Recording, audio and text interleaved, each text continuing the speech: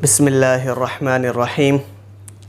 حضور نبی کریم صلی اللہ علیہ وسلم نے شوہر اور بیوی کے حقوق کو ذکر کرتے ہوئے فرمایا کہ اگر غیر اللہ کو یعنی اللہ کے علاوہ کو سجدہ کرنے کی اجازت ہوتی تو میں عورت کو حکم دیتا کہ وہ اپنے خاوند کو سجدہ کرے۔ ایک حدیث کے اندر اللہ کے رسول صلی اللہ علیہ وسلم نے فرمایا کہ اگر کوئی عورت فرائض کی ادائیگی کرنے والی ہو یعنی فرض کو ادا کرنے والی ہو اور پھر اس کا انتقال اس حالت میں ہوتا ہے کہ اس کا شوہر اس سے راضی تھا، اس سے خوش تھا، تو ایسی عورت کے لیے اللہ تبارک و تعالی جنت کے دروازوں کو کھول دیتے ہیں اور اس کو ڈائریکٹ جنت میں عطا فرماتے ہیں۔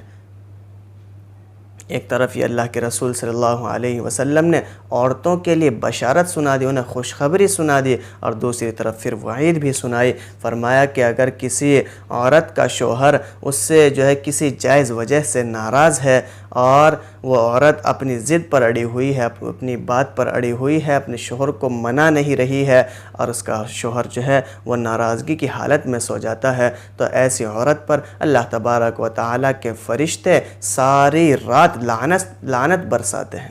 اس عورت کے اوپر ساری رات لعنتوں کی برسات ہوتی ہے۔ تو معلوم یہ ہوا کہ اللہ تبارک و تعالیٰ کی رضا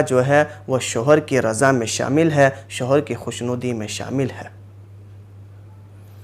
شوہر کی اطاعت اور اس کی فرما برداری سے ریلیٹڈ کتابوں کے اندر صحابیات کے بے شمار واقعات بھرے پڑے ہوئے ہیں۔ یہاں اس موقع پر میں آپ سے ایک صحابیہ کے یہاں بیٹے کی ولادت ہوتی ہے۔ اس دوران ان کے شوہر، ان کے خاوند وہ سفر پر گئے ہوئے تھے، جہاد میں تشریف لے کر گئے ہوئے تھے۔ تو جس دن ان کی گھر واپسی ہونی تھی، انہیں گھر واپس آنا تھا جہاد سے، تو اسی وقت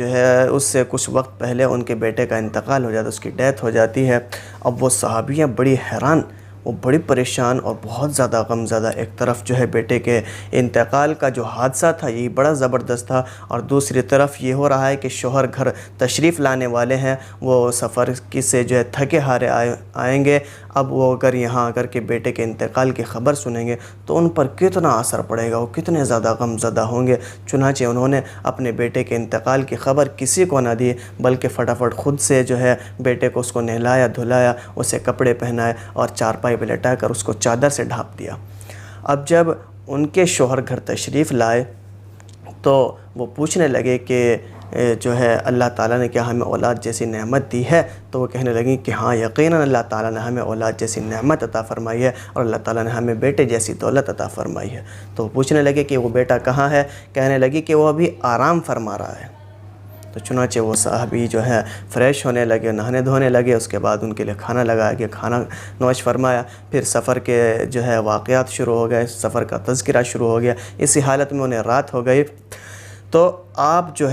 نوٹ کرنے والی جو بات ہے وہ یہ کہ جس ماں کے سامنے اس کے معصوم بچے کی لاش پڑی ہوئی ہو، اس کے معصوم بچے کی ڈیڈ باڈی پڑی ہوئی ہو، اس ماں پر کیا گزر رہی ہوگی، اس ماں پر کیا بیت رہی ہوگی، لیکن وہ ماں اپنے شوہر کی خاطر، اپنے شوہر کی خوشی کے خاطر سینے پر پتھر رکھے ہوئے ہے اور ان کے ساتھ ہنس بھی رہی ہے، بول بھی رہی ہے، بات چیت بھی کر رہی ہے، کھا پی بھی رہی ہے، سفر کے واقعات چل رہے ہیں۔ چنانچہ اسی حالت میں ان کو رات ہو جاتی ہے، ویسے ہی سو جاتے ہیں۔ اب صبح جب وہ صحابیاں اٹھتی ہیں تو فوراً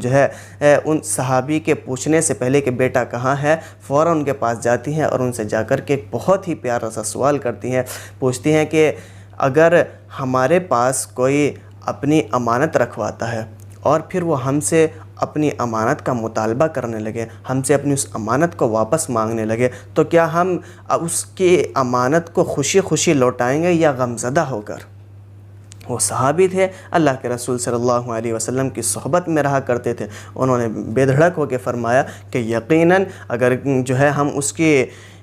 امانت کو جو واپس لوٹائیں گے وہ خوشی خوشی لوٹائیں گے، کیونکہ اس پر ہمارا تو کوئی حق نہیں ہے، وہ تو اس کی امانت ہمارے پاس رکھی ہوئی تھی، اب اس نے مطالبہ کیا ہے اپنی امانت کا تو ہمیں اسے وہ امانت کو لوٹا دینا چاہیے۔ تو ان صحابیہ نے فرمایا کہ بالکل اسی طرح سے اللہ تبارک و تعالی نے ہمیں بھی ایک امانت دی تھی، اور آپ کے آنے سے کچھ وقت قبل ہی، کچھ وقت پہلے ہی اللہ تبارک و تعالی نے اس امانت کو ہم سے لے لیا ہے، واپس لے لیا ہے۔ اب آپ جائیے اور اس امانت کو اللہ کے حوالے کرائیے۔ قربان جائیے ان صحابیہ پر کہ کیا ان کا جذبہ تھا، کیا ان کے اندر عقل تھی، کیا ان کے اندر سمجھ بوجھ تھی، کہ کس طرح سے انہوں نے اس بات کو ہینڈل کیا، اپنے جو ہے خاوند کے خوشی کے خاطر اتنی بڑی قربانی دی، اپنے سینے پر پتھر رکھ کر کے اپنے بیٹے کی سامنے پڑی ہوئی لاش کو وہ کیسے برداشت کر رہی تھی، کیسے اس کو سہ رہی تھی۔ فوراً وہ صحابی اللہ کے رسول صلی اللہ علیہ وسلم کی خدمت میں حاضر ہوتے ہیں اور جا کر کے انہیں سارا قصہ سنا دیتے ہیں کہ میری جو ہے اہلیہ نے، میری بیوی نے میری خوشی کے خاطر اتنا زبردست جو ہے صبر کا مظاہرہ کیا، اتنی زیادہ عقل مندی کا مظاہرہ کیا کہ میں بڑا حیران ہوا۔ فوراً اللہ کے رسول صلی اللہ علیہ وسلم نے ان صحابیہ کے لیے دعا فرمائی، اللہ تعالیٰ نے ان کو پھر سے اولاد عطا فرمائی، اللہ تعالیٰ نے ان کو بیٹا عطا کیا، اور وہ بیٹا پھر حافظ قرآن بھی بنا، حافظ حدیث بھی بنا۔